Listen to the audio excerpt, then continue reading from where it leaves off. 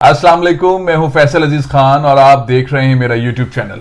बड़ी गंभीर सूरत हाल है। इमरान खान इंतजार कर रहे हैं और जिस चीज का वो इंतजार कर रहे हैं वो स्टेप उस फैसले के बाद आगे लेंगे। वो 6 दिन का अल्टीमेटम क्या, उस पर क्या फैसला करेंगे।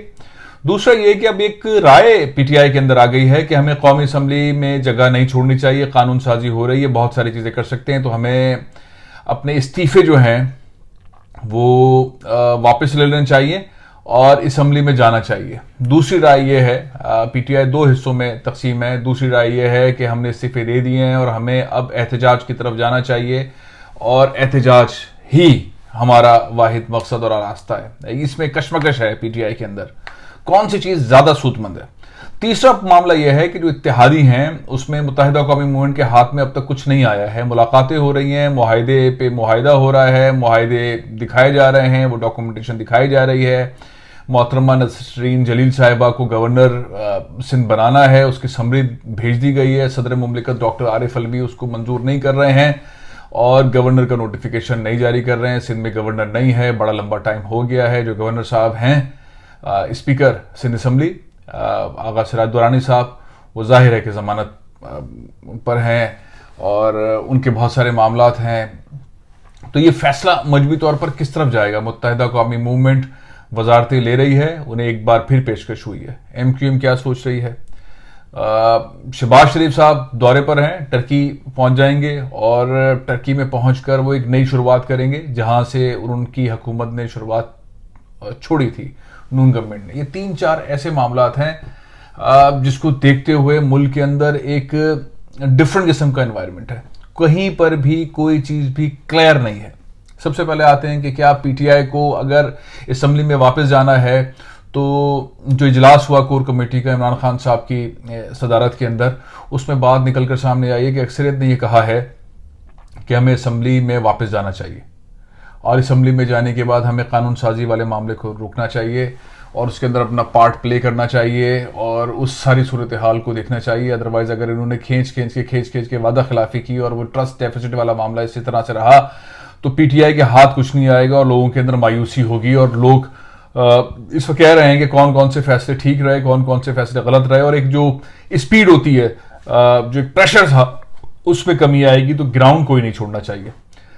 वसीम सजाद साहब सेनेटर रह चुके हैं, सदर रह चुके हैं, उनका बहुत खुलकर यह कहना है कि पीटीआई को अपना ग्राउंड नहीं छोड़ना चाहिए। बहुत सारे और तज्जियाकार, बहुत सारे और संजीदा जो लोग हैं वो ये मौक़िफ़ अपना रहे हैं कि पीटीआई को असम्बली में वापस जाना चाहिए। वैसे स्पीकर साहब ने सबको 1-on-1 कॉल किया हुआ है और वो जो इस्तीफे हैं उसके ऊपर बात करेंगे।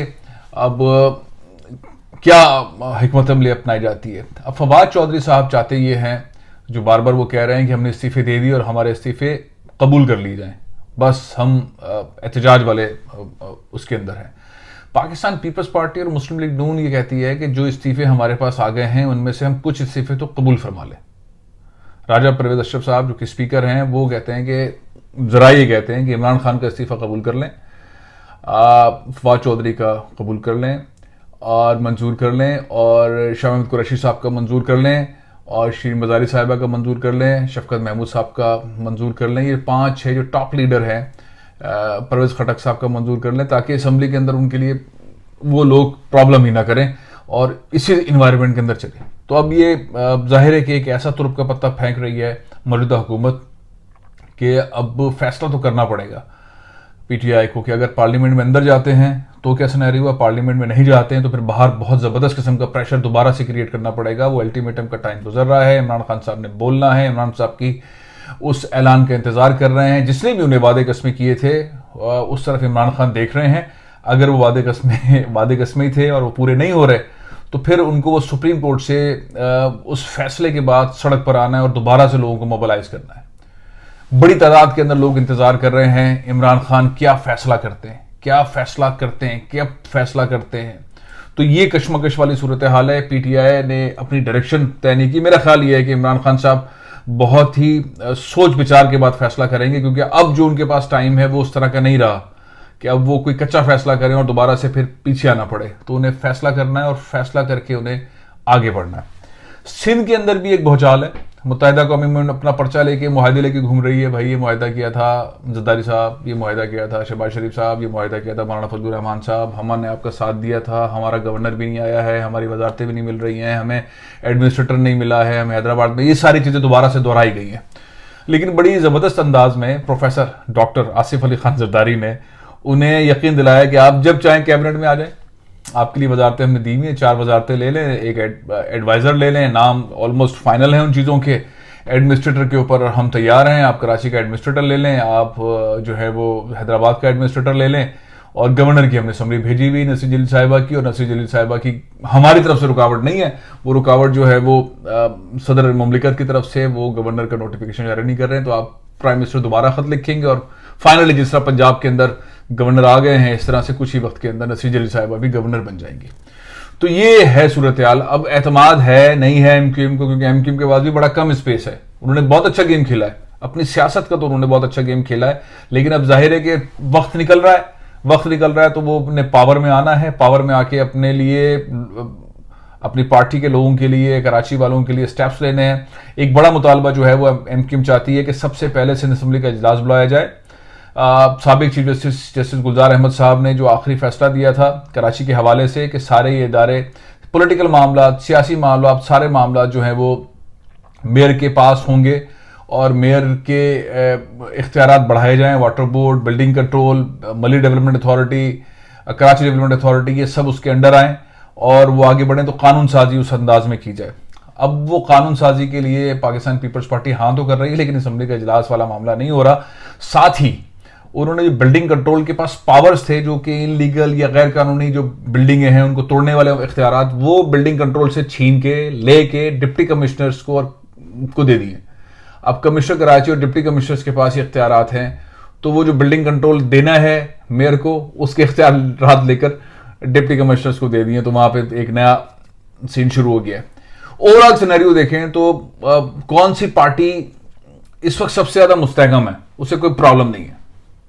पीटीआई स्ट्रगल के अंदर है और फैसला करना है, उसके बाद एक नई स्ट्रगल शुरू करनी है पार्लियामेंट के अंदर और पार्लियामेंट के बाहर। यह फैसला पीटीआई ने करना है, अभी इमरान खान ने करना है। मुस्लिम लीग नून कशमकश के अंदर है, अपने केसेस के मामला के अंदर हुकूमत में तो है, लेकिन कशमकश में उन्होंने सोमोटो लिया हुआ है सुप्रीम कोर्ट ने। अब वो उस तरह से ट्रांसफर पोस्टिंग नहीं कर पा रहे, नजर रखी हुई है सबने, तो बहरहाल पहले जो कर गए वो कर गए, अब वो नहीं कर पा रहे। तो वो उनको सबसे बड़ा मामला ये है कि मरीम नवाज साहिबा को और नवाज शरीफ साहब के जो केसेस हैं, वो हमजा के केसेस, सलमान के केसेस, शहबाज शरीफ साहब, इन केसेस को हुकूमत में रहते हुए जरा सॉफ्ट करके गुजारना है। ये बड़े मुश्किल उनके लिए, कंफर्टेबल नहीं है। अच्छा जी, मौलाना फजलुर रहमान साहब ने अपने आप को तकरीबन ला ताल्लुक किया हुआ है, वो अपनी एक साहबजादी की वजारत के अलावा कुछ नहीं करे, उसमें भी पैसे बजट के बाद आने तो नए प्रोजेक्ट्स बनेंगे, लेकिन अब मौलाना साहब जो है अपने एक एक्टिविटी के अंदर लगे हुए हैं। अब मुत्तहिदा कौमी मूवमेंट का मैंने आपको बता दिया कि वो चाहती है कि ये चीज़ें हों। पाकिस्तान पीपल्स पार्टी इस वक्त सबसे ज़्यादा कंफर्टेबल है, बहुत इंजॉय कर रही है, असम्बली के अंदर इंजॉय कर रही है।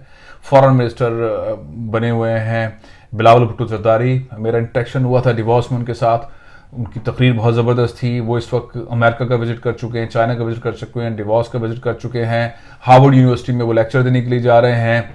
उन्होंने अपनी मसरूफियात बहुत तेज़ की हुई हैं, उन्हें अंदाज़ा है कि कम वक्त है, जल्दी से एक छोटा सा डिप्लोमा फॉरेन मिनिस्टर का कर लिया जाए, ताकि उनको मुस्तकबिल में प्राइम मिनिस्टरशिप, ज़ाहिर कैंडिडेट हैं वो प्राइम मिनिस्टरशिप के, तो मुस्तकबिल में उनके पास अच्छा खासा एक्सपीरियंस हो, तो वो अपनी एक ज़बरदस्त किस्म की स्पीडी वर्किंग के अंदर चल रहे हैं और बड़े फोकस्ड हैं। 2-3 जगह पे उन्होंने पूरी कौम को, सारी दुनिया को हैरान भी किया है। इमरान खान साहब वाला और रशिया वाला मामला, उसको उन्होंने ओन किया कि उन्होंने सही विजिट किया था और Pakistan as a foreign minister उन्होंने उसको डिफेंड किया। इसी तरह उन्होंने डिवोर्स के अंदर जो पाकिस्तान ब्रेकफास्ट था, उसके अंदर उन्होंने बहुत खुलकर इमरान खान की जो पॉलिसीज थी नाम लिए बगैर उन्होंने उसको ओन किया।